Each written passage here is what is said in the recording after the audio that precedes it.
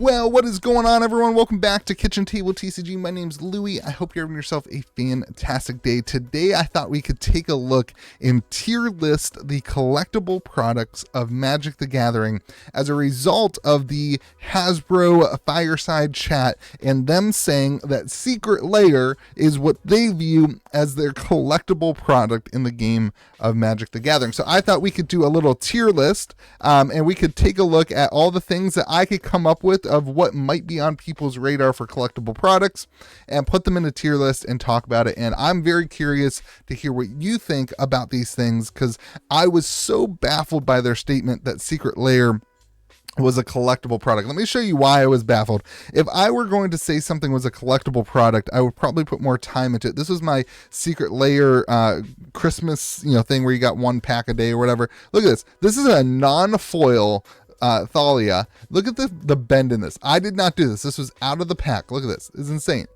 It non-foil. Listen, I'm okay with foil curls. I have accepted the fact that a Magic foil looks like a Pringle. I've accepted that fact in my life, and that doesn't, you never hear me complain about that. That is not something that I complain about. But when you take a look at some of this product and you look at it, it's rolling up on the top. You can hardly see it on the camera. It's literally like the pressed it and didn't press it. You see that roll up on the top. To call this a collectible product is a complete disconnect from the community. This card is not even a Pringle. It's like looks like a plate. It's insane.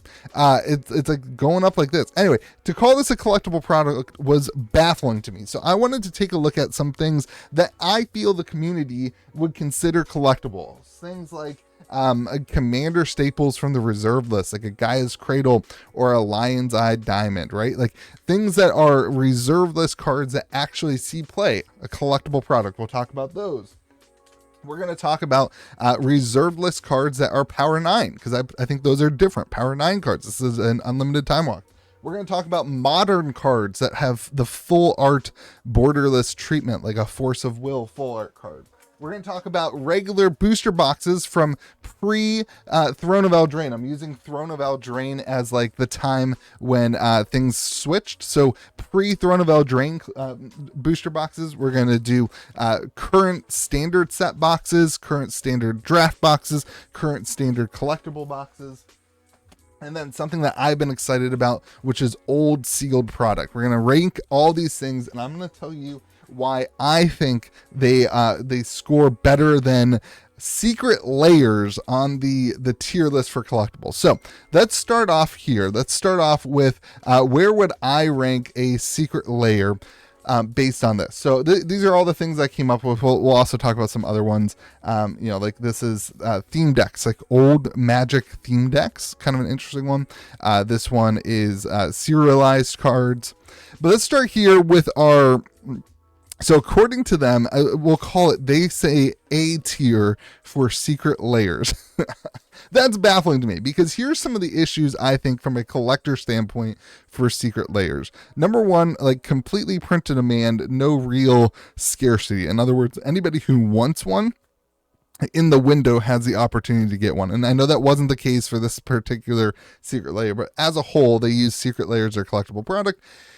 And printed demand does not equal collectability in my mind. Now, I'm not for gatekeeping. I think playable singles should be cheap, and that the Magic the Gathering should be playable for all who want to engage in the hobby. But when you're talking about collectible, you want something that's not super easy to access. You want some sort of chase, some sort of hard difficulty in order to acquire something. That's what collectible is. That's what makes something collectible. In other words, also, I don't feel like there's anything really truly special about these products. There's nothing that it's very niche. It's something that if you take a Gaia's Cradle, right? This card is not niche. This card is wanted by basically anybody who plays the game of Magic the Gathering would look at this card and say, that is a beautiful card. Take the price out of it, that they would take a look at this card and say it's historic, it's iconic, it is a card that has good playability value, it is a card that is iconic, the artwork is Magic-esque. If you like Magic the Gathering, my gut says that you like a card like the Gaia's Cradle. Whereas Whereas Secret Lair, it's very niche. It goes directly to a specific person who wants a Transformer card or the Sharknado card, or it goes specific to somebody who wants a specific artwork from this. It's very niche. So again, less collectible in my mind. And then the quality just sucks. So in my mind, Secret Lair has always been like a D tier collectible and something that I have never purchased for the sake of collecting. If I purchase Secret Lairs, it is for the sake of playing. It's because I need the cards in the set, and they are cheaper most of the times than picking up the singles. So if there's a Secret Lair that has singles on it that I want for my commander decks, I'll pick it up because it's an easy way to get a card that I need for my commander deck. So I'm very curious on your takes on that. I'm putting Secret Lairs as D tier collectibles in my mind. Simply put, I don't think that they are collectible. All right, let's go. Let's pick up the age-old drama: draft boxes versus collector boxes versus set boxes. And where do I personally rank these in standard releases for collectability? Personally, I think that set boxes are less collectible than the other two. I personally think that set boxes are the best opportunity for you to pick up singles for the game. If you're looking to open up a box and explore that set and get cards for your deck, whether that be standard or commander or whatever, I think set boxes are the best bet. But from a long-term collectability standpoint, there are some things I think that don't work as well for set boxes. Number one, you can't use it for anything else. Draft booster boxes can be used for anything else in Magic the Gathering. You can, in 20 years, I'm going to make this a little bit bigger for you guys. In 20 years, you can pick up a draft booster box and play with your friends. It's an easy thing to do. It's an opportunity that you have to play the game. You cannot do that with a set box. You can't draft it. You can't explore it. So I think set boxes below draft boxes.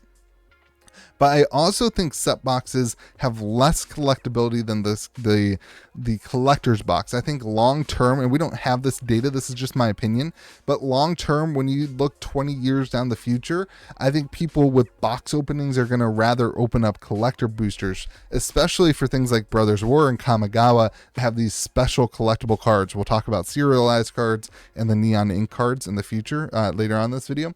But I think because of that ability to have those chase pulls, I think collector booster boxes are more collectible than the set boxes. We'll move these around in different tiers, but we'll see where we go here in a second. Now, collector boxes versus draft boxes. This one gets really interesting because collector boxes have the word collector on them, so they should be for the collectors, right? Well, the supply of collector boxes seems to be higher than the supply of draft boxes in terms of most stores I talk to sell more collector boxes than they do draft boxes. If you take a look at some of the deep discounts on Amazon and what Magic the Gathering is doing in terms of discounting things, I know they said in their fireside chat that print runs don't affect the secondary market, but evidence suggests that it does. And so I think that personally collector boxes are actually below on a tier list than the draft boxes. I just think, again, draft boxes long term, they are the quintessential Magic the Gathering product. They are, if you have a sealed product collection that goes back before Throne of Eldraine, you have boxes that are draft boxes. And so you will always in your mind kind of think through draft box as the main Magic product. So I still think draft boxes are going to be over collector boxes, but for the sake of this list, what I'm actually going to do is put draft boxes just in front of collector boxes at a B. And say that personally what I do is I collect draft and collectors just because draft boxes mean something to me because of the playability. Doesn't mean that long term they will mean as much to the collector that's not me. So I actually I think they're about even. But in my sealed investing, I sealed collect and invest or whatever in draft and collector boxes. I don't touch set boxes, but when I open boxes as an individual for product, I open up set boxes. So just an interesting thought for you. Okay, let's go on to do let's do a new reprint set. So like a double masters, maybe an ultimate masters, maybe a double masters 2022. These sets have not held up super well, and I think if you enjoy drafting, I think they're fun to collect because the draft experience is pretty fun.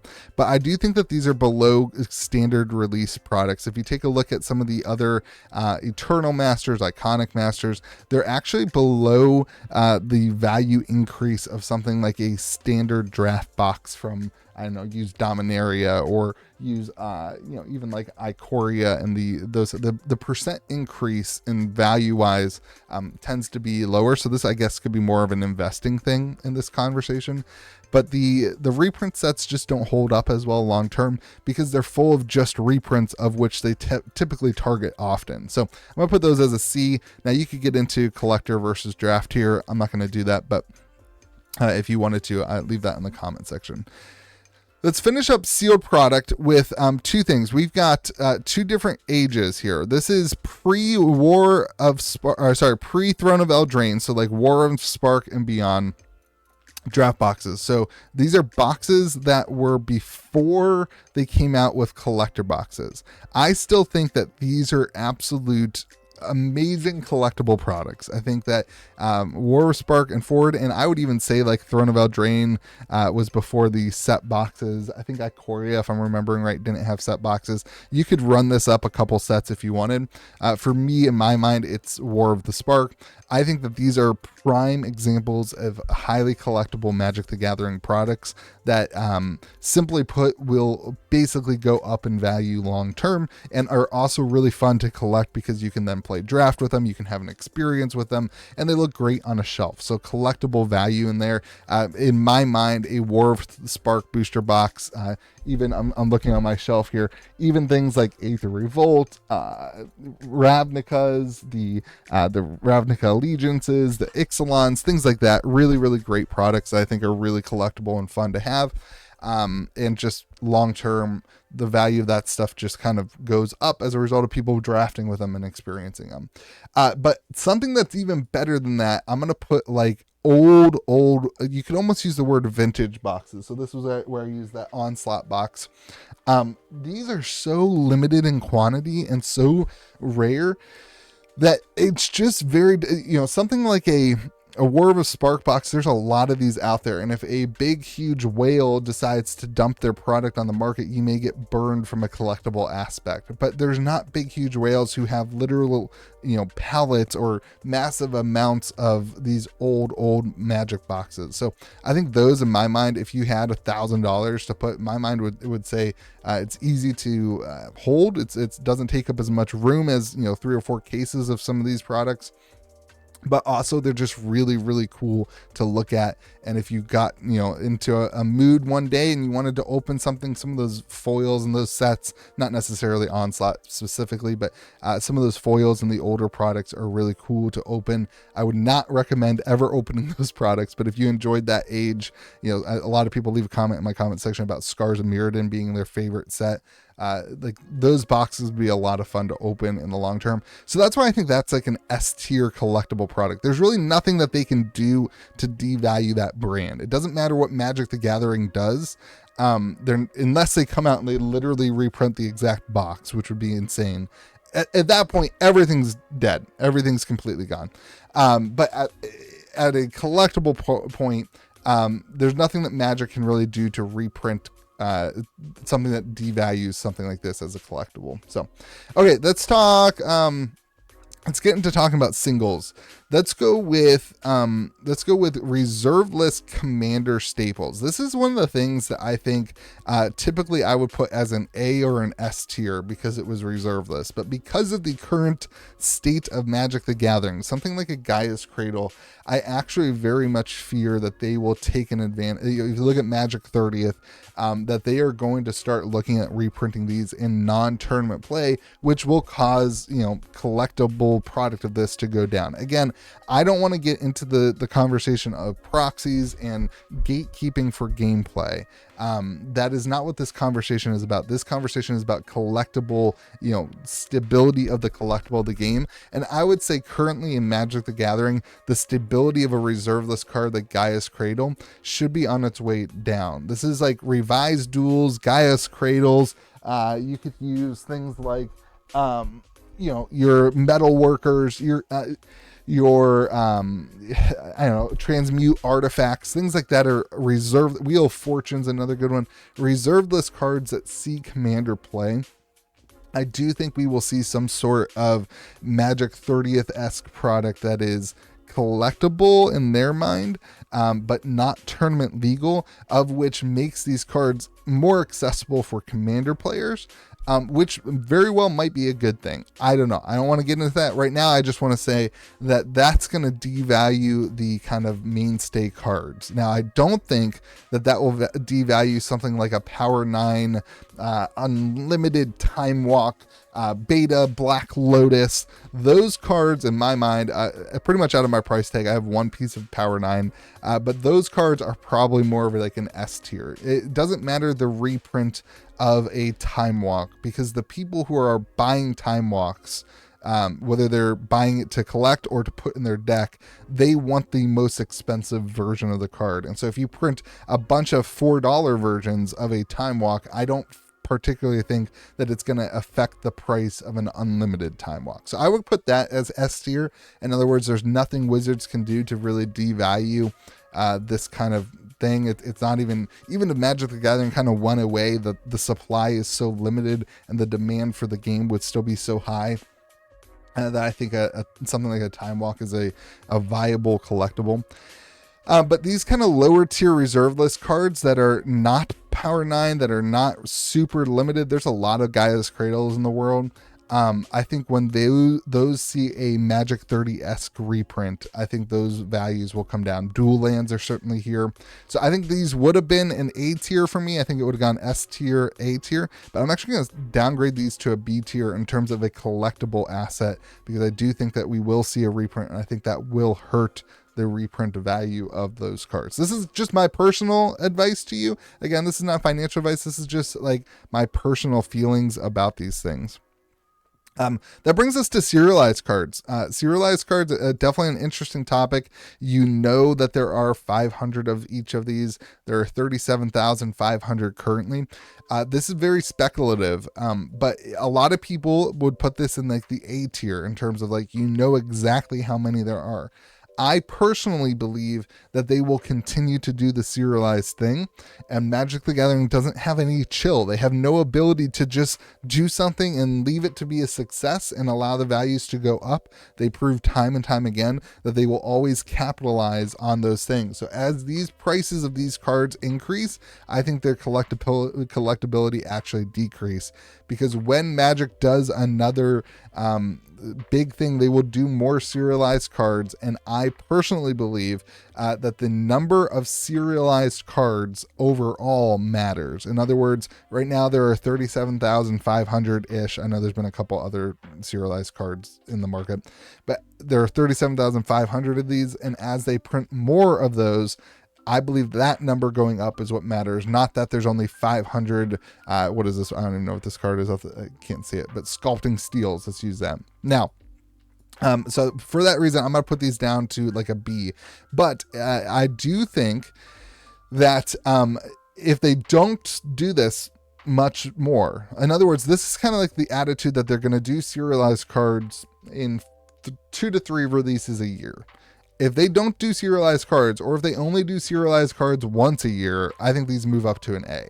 I think this is a good investable product if they don't do it as often, but personally, I think that they will do it often, so that puts it kind of below the tier. I do think they're still good. I think personally, I would pick these up at like the $200 to $250 price point.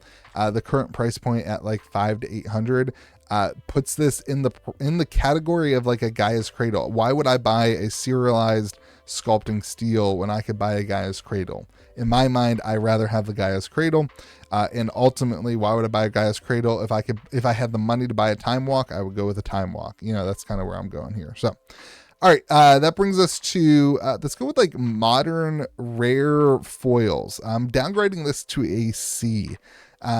Force of Will, just the example here, but you could also use like Urza's, like the Urza plain. What's the Urza High Lord Artificer that we just saw is going to be in the next Time Spiral Remastered set. They kind of had a retro frame foil version of this that would have been, in my mind, like a B, or probably not an A, but probably a B tier collectible thing.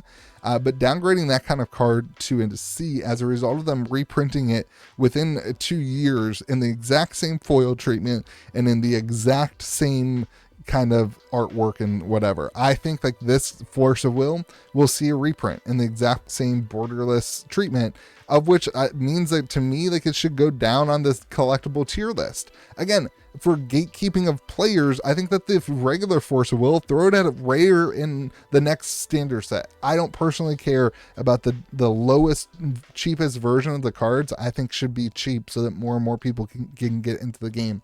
But I'm talking about high-end foil, borderless, your maybe your etched foils, your that kind of thing.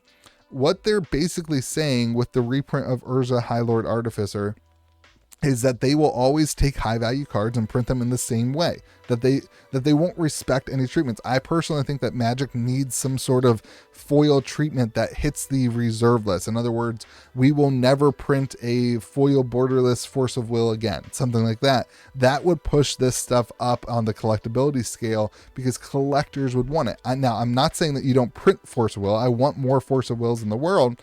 But in the current state of Magic, where they're just taking advantage, and you may see a secret layer with the same artwork, like, nothing is sacred. And so that lowers the tier, in my mind, of the collectible. Neon ink cards, probably in the same caveat. I don't know. Neon ink cards, definitely less than serialized cards. This specific one, I guess, is the only one we have.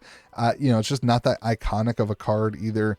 I think the money's going to end up going towards the serialized card. So I think those ones not super good just because of the iconic, I guess, nature of the card is not there. So it just doesn't make it investable or collectible in my opinion. These old decks, like the old precons, if you like that stuff, this is a pretty safe collectible. I know a lot of people who like those. I don't know. I think that's a pretty safe collectible. I just don't know what the market is for that if you ever choose to sell it. I think you're pretty much the only person buying it. So at that rate, I think I'm going to put it right below, actually after some of these cards. And then finishing up, you're kind of a pre-constructed, this is a Warhammer one, that doesn't really matter, but you're kind of pre-constructed decks. I actually think are right here. Around the same tier list. Actually, I think I would put them below set boxes and before these like reprint set draft boxes. I think these are cool. If you look at historically, these decks, the ones that are not completely like obliterated on print run, actually move up in value pretty cool, and they look really good on a shelf. Like these are the 2017 ones. As a collectible, they look really cool on a shelf, and they're also super fun to play. Like I used to keep all my precons together. I don't do that as much anymore. But I think it's actually a cool collectible because, again, you get to play with it. You get to enjoy it, either keeping it sealed on the shelf or actually physically playing with it. And what we've seen with some of these products is that the old version of the card, if it was like the first time a specific artifact or something was in a deck, they still hold a premium on the first version, even if they are a commander, non-foil, whatever version. So definitely still some collectability involved in that stuff. So I'm very curious what you think about this. Leave a comment, right now as you're watching. Very curious what your thoughts are on a tier list like this. Is there any products that I missed out on? This is kind of what I came up with. Looking at this kind of thing, I guess I would move these around a little bit on the line. Like I definitely still think, maybe not like collector boxes over Gaia's Cradle. When you get into like the idea of if I had $1,000, what would I spend? Would I buy a near mint Gaia's Cradle, or would I buy 4 Brothers War collector booster boxes? Man, I think I still go. Like I think because of the temptation for them to reprint these, I think I buy the Brothers War collector booster boxes instead. And you can even get into things like, I'm curious on your thoughts. Like how does size matter, right? Like Storing $1,000 worth of draft boosters is much more difficult than $1,000 worth of collector boosters. So do you switch these as a result of the storage cost of storing the product? I don't know. Like, that's the type of stuff that matters to you. And you have to think through what is your end goal for the product. Like, my end goal for the product is being able to draft it with my friends in 10 years. Like, that's my end goal of my product. So that's kind of what puts that above collector. So very curious what you think in the comment section below. A little bit of a longer video today, but I hope that you remember to be kind to the people around you. Quick reminder that we do have new merch. We have these Be Kind hoodies. This is the slate version, I think, if you're interested in anything like that. And let me know what you think in the comment section below about the tier list. Have fun, be kind to the people around you, and we'll see you again next video.